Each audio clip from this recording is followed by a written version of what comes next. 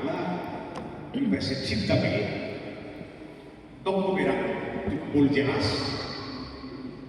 sisi nama raja musuh dinomensen itu mana dah ala kaitan di perang tua dari umurnya itu antara kolonial Belanda dan siang raja nah konfrontasi nah agai kan kedua nonton kupar tapak anak kita jahat anak kita tusis dan kia ada dimusuhi nomensen sisi yang raja bukti dia pinoman nanti dua mabuan saya mah di Tuba dua laban siahan mantan panglima di siang raja menggabe Kristen dan pamati tapi pamati kelompok siang raja somonito di sini raja kertas betul kadang di pamati kelompok siang raja nah dia sudah dimusuhi di siang raja dan di Kristen akai penjajah sementara mata itu dari benci dan agama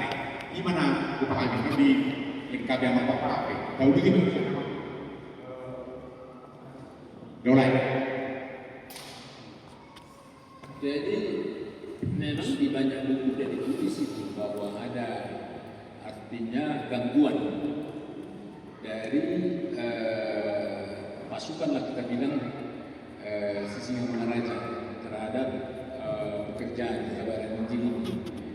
Jadi ya Nomensen membutuhkan memang kondisi aman.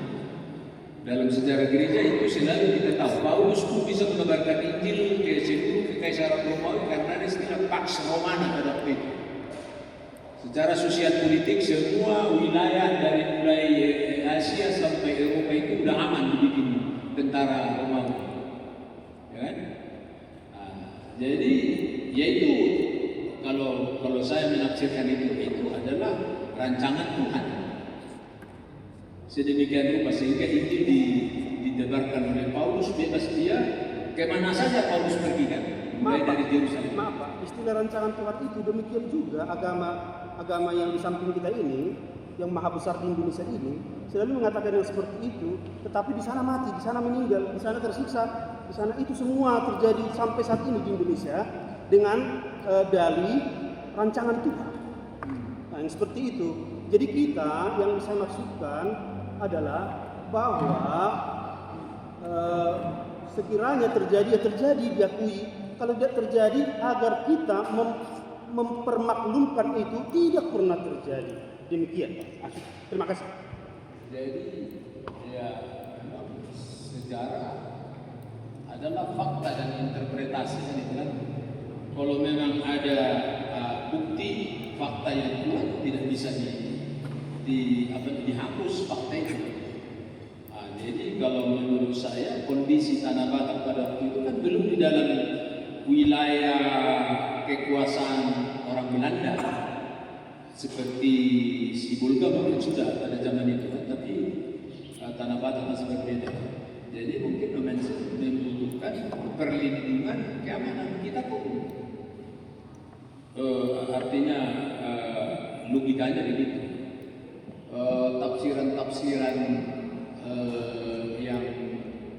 yang melenceng dari fakta ya itu tidak bisa dibuat itu jadi sejarah.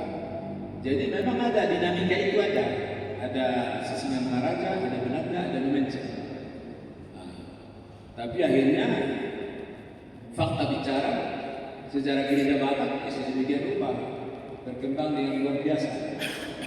Dan Sisingamangaraja kemudian bisa dikalahkan oleh Belanda. Yang membuat sejarah tentang ini paling banyak Budi Kocok kan. Tapi yang terakhir menulis ini Pak Manulang, wartawan sipil, menulis 3 jilid sebesar Alkitab buku, dan di situ memang ditelanjanginya kiprah misioner ya, disuruh Aritonang membaca. Pak Aritonang profesor, Pak Aritonang mengkritisi semua bukunya si Manulang itu. J.R. Tauro juga tidak bisa terima interpretasi Manulang itu. Pernah dia bikin itu? Nasa itu bang. mata. Fanatik tahun ini kawan kita teman-teman ini. Sehingga dia interpretasi dia bahwa Nomensen itu berkolaborasi dengan Belanda kira-kira begitu.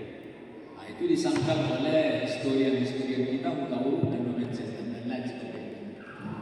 Nah, jadi kan ada istilah tidak ada buku putih sejarah.